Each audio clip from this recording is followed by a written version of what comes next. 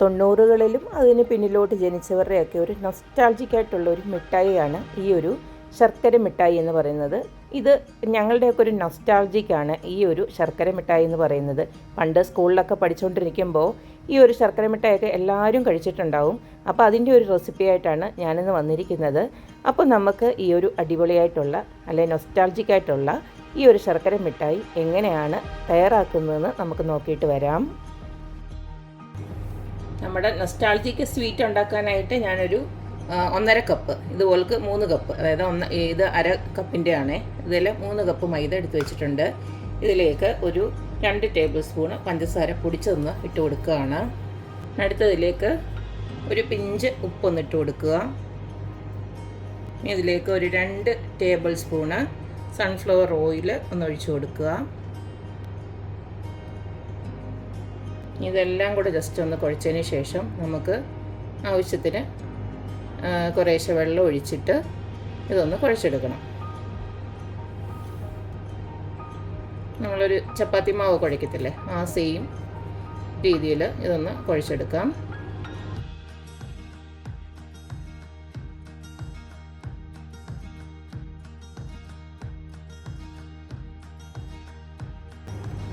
ഞാൻ ഒഴിച്ച വെള്ളം ഇത്തിരി ഒന്ന് കൂടി പോയതുകൊണ്ട് ഞാനൊരു 2 ടേബിൾ സ്പൂണ് പൊടിയോടിട്ട്, അതായത് മൈദയോടിട്ട് ഒന്നും കൂടെ ടൈറ്റായിട്ട് ഇതുപോലൊന്ന് കുഴച്ചെടുത്തിട്ടുണ്ട്. ഇൻ കേസ് അഥവാ വെള്ളം കൂടുകയാണെങ്കിൽ നിങ്ങൾ മൈദ ഇച്ചിരിച്ചിട്ട് ഈ ഒരു രീതിയിലാക്കി എടുത്ത് വെച്ചാൽ മതി.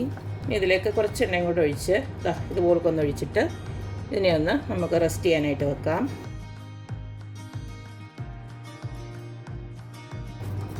ഇവിടെ ഇരിക്കട്ടെ. അരമണിക്കൂർ കഴിഞ്ഞ് നമുക്കത് ഉണ്ടാക്കാൻ തുടങ്ങാം. അപ്പം നമ്മുടെ ഈ ഒരു മാവ് കുഴച്ച് വെച്ചിട്ട് ഏകദേശം അരമണിക്കൂറോളം ആയിട്ടുണ്ട്. ഇനി നമുക്ക് ഇതിൽ നിന്ന് കുറേശ്ശെ എടുത്തിട്ട് ചെറിയ ചെറിയ ഇതുപോലൊക്കെ ആക്കിയെടുക്കണം.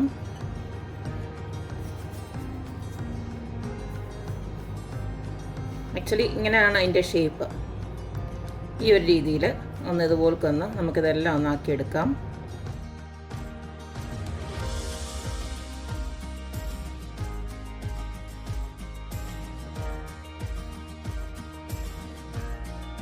അപ്പോൾ ഇതെല്ലാം ഞാൻ ഇതുപോലൊന്ന് ആക്കി വെച്ചിട്ടുണ്ട്. ഇതിനെ നമുക്കൊന്ന് ഫ്രൈ ചെയ്തെടുക്കണം. ഇതെല്ലാം ഒന്ന് ഫ്രൈ ചെയ്തെടുക്കാനായിട്ട് ഇതുപോലൊക്കെ ഒരു ഇരുമ്പിൻ്റെ ചട്ടിയിലോട്ട് ഞാൻ സൺഫ്ലവർ ഓയിലാണ് ഒഴിച്ചു കൊടുത്തിരിക്കുന്നത്. അത് ഞാൻ എണ്ണ ചൂടാക്കി വെച്ചിട്ടുണ്ട്. ഇനി അത് തീരെ ലോ ഫ്ലെയിമിലിട്ടിട്ട് നമുക്കിതിനെ ഒന്ന് വറുത്ത് കോരണം. എങ്ങനെയായാലും നമുക്കിത് ക്രിസ്പി ആയിട്ട് കിട്ടണം. അപ്പം നമുക്കിതിനെ ഓരോന്നിനെയും ഇതുപോലൊന്ന് ഇട്ട് കൊടുക്കാം.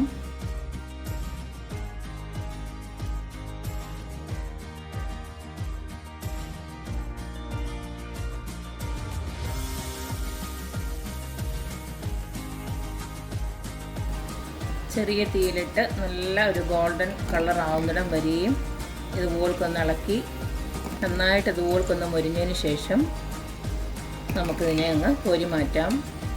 നമുക്ക് ഇത് ചെറിയ തീയിലിട്ട് ഇട്ടേക്കുന്നതിൻ്റെ കാര്യം എന്ന് വെച്ച് കഴിഞ്ഞാൽ അകത്തും ഒരുപോൾക്ക് മൊരിയണം, നന്നായിട്ട് മൊരിഞ്ഞ് വരണം, നല്ല ക്രിസ്പി ആയിട്ടിരിക്കണം. ഇനി അങ്ങോട്ട് ഇതുപോലൊക്കെ നമുക്ക് എല്ലാം വറുത്തെടുക്കാം.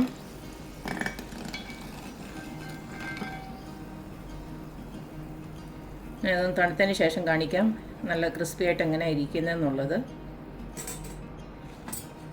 ഇനി ബാക്കിയൂടെ നമുക്ക് ഇതുപോലൊക്കെ വറുത്തെടുക്കാം.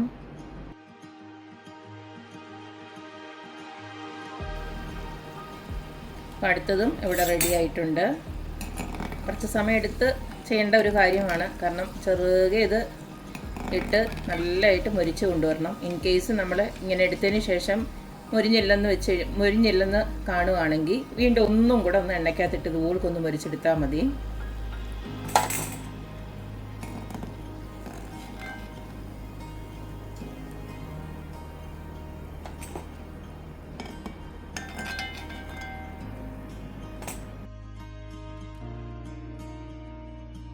അപ്പം നമ്മളിട്ട് കൊടുത്ത ഇത് നന്നായിട്ട് ഇതുപോലൊക്കെ ആയി വന്നിട്ടുണ്ട്. ഇതിനെ നമുക്ക് കോരി മാറ്റാം. ഇനി ഒറ്റ പരിപാടിയുടെ ഉള്ളൂ, അതുകൂടെ നമുക്കിതിനകത്ത് ചെയ്തെടുക്കേണ്ടതുണ്ട്.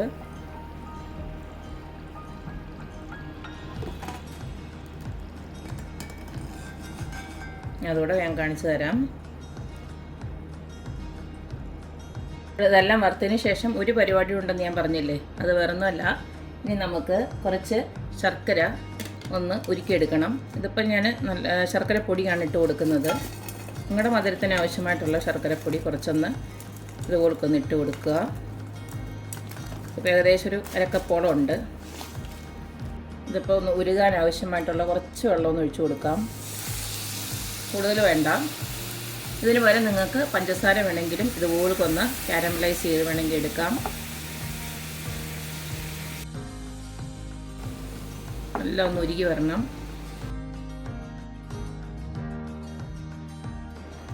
എല്ലാം ഒന്ന് ഉരുകിയതിന് ശേഷം നമ്മൾ ജസ്റ്റ് ഒന്ന് നോക്കുക. അതാ ഇതുപോലൊക്കെ നോക്കുക. ഇങ്ങനെ ഒന്ന് നോക്കിയിട്ട് ഇങ്ങനെ നൊട്ടുന്ന രീതിയിലാവുമ്പോൾ നമുക്കിതിനെ ഈ ഒരു വറുത്ത് വെച്ചിരിക്കുന്നുണ്ടല്ലോ ഇനി അങ്ങോട്ട് ഇട്ട് കൊടുക്കാം. ഞാൻ ജസ്റ്റ് ഒന്ന് കാണിച്ചു തരാം ഇതിൻ്റെ ഒരു പരുവമെന്നുള്ളത്. കണ്ടില്ലേ, ഇങ്ങനെ ഒന്ന് ഒടിച്ചു കഴിഞ്ഞാൽ അങ്ങനെ ഒടിയരുത്. നല്ല ടൈറ്റായിട്ട് പിടിച്ചു കഴിഞ്ഞെങ്കിലും ഒടിയാവും. അങ്ങനത്തെ രീതിയിൽ വേണം വറുത്തെടുക്കാനായിട്ട്. ഇനി ഇങ്ങോട്ട് ഇട്ട് കൊടുക്കാം. ഇതിലെല്ലാം ഇതൊന്ന് ഈ ഒരു ശർക്കര ഇതിലൊന്ന് പിടിക്കുന്ന രീതിയിൽ നമുക്കിതുപോലെ ഒന്ന് ആക്കിയെടുക്കാം. ഞാൻ നേരത്തെ പറഞ്ഞല്ലോ, നിങ്ങൾക്ക് ശർക്കര താല്പര്യമില്ലെങ്കിൽ നമുക്ക് പഞ്ചസാര ഇതുപോലെ കാരമലൈസ് ചെയ്ത് ഇതുപോലെ ആക്കിയെടുക്കാം. പഞ്ചസാരയിലാകുമ്പോൾ കുറച്ചും കൂടെ ഒന്ന് എന്താ പറയുക, ഒട്ടി ഇരിക്കാനുള്ള സാധ്യതയുണ്ട്. അപ്പോൾ അത്രയും റിസ്ക് ഇല്ല ഇത് നമ്മൾ ശർക്കരയിലെടുക്കുമ്പോൾ. ഇങ്ങനെ എടുത്താലും മതി, നല്ല ടേസ്റ്റാണ്. ഇന്നത്തെ ന്യൂജൻ പിള്ളേർ കിറ്റ്കാറ്റും ഡയറി മിൽക്കും ഒക്കെ കഴിക്കുന്ന അതേ രുചിയിലാണ് ഞങ്ങൾ പണ്ട് ഈ ഒരു ശർക്കര മിഠായിയൊക്കെ കഴിച്ചുകൊണ്ടിരുന്നത്. അപ്പം എനിക്ക് തോന്നുന്നു ഞങ്ങളുടെയൊക്കെ പ്രായത്തിലുള്ളവർക്കറിയാം ഇതിൻ്റെ ഒരു നൊസ്റ്റാൾജിക് രുചി എന്താണെന്നുള്ളത്. അപ്പോൾ ആ ഒരു നൊസ്റ്റാൾജിക് രുചി നമുക്ക് കഴിക്കണമെന്ന് താല്പര്യമുള്ളവർക്ക് ഇതുപോലെ ഒന്ന് ഉണ്ടാക്കിയെടുക്കാം. അപ്പോൾ ഇത്രയേ ഉള്ളൂ, ഇവിടെ ആയിട്ടുണ്ട്. ഇനി ഇതൊന്ന് തണുക്കാനായിട്ടൊന്ന് മാറ്റി വെച്ചതിന് ശേഷം നല്ല ഇതൊന്ന് ഈ ശർക്കരയൊക്കെ ഒന്ന് കട്ടിയായി ഇതുപോലൊക്കെ ഒന്ന് ഒറ്റയ്ക്കൊന്ന് ആക്കി വെച്ചതിന് ശേഷം ഇതൊന്ന് തണുക്കാൻ അനുവദിക്കുക. കണ്ടില്ലേ, ഇങ്ങനെ ഒന്ന് അനുവദിക്കുക. അത് കഴിഞ്ഞിട്ട് നമുക്ക് ഒരു ചില്ലൂപ്പിയിലൊക്കെ ഒന്ന് ഇട്ട് വെച്ച് കഴിഞ്ഞാൽ എത്ര നാൾ വേണമെങ്കിലും ഇത് കഴിക്കാൻ പറ്റും. ഇത് എത്ര നാൾ വേണമെങ്കിലും ഒന്നും ഇരിക്കത്തില്ല, ഞാൻ തന്നെ മിക്കവാറും വേഗം തന്നെ തീർക്കും. എന്തായാലും എല്ലാവരും ഒന്ന് ഉണ്ടാക്കി നോക്കുക, അഭിപ്രായങ്ങൾ അറിയിക്കുക. അപ്പോൾ എപ്പോഴും പറയുന്ന പോലെ തന്നെ എൻ്റെ റെസിപ്പീസ് ഇഷ്ടമുള്ള എല്ലാവരും please like, share and subscribe. അപ്പോൾ ഇനി ഒരു അടിപൊളി വീഡിയോ ആയിട്ട് വരുന്നവരേക്കും ബൈ.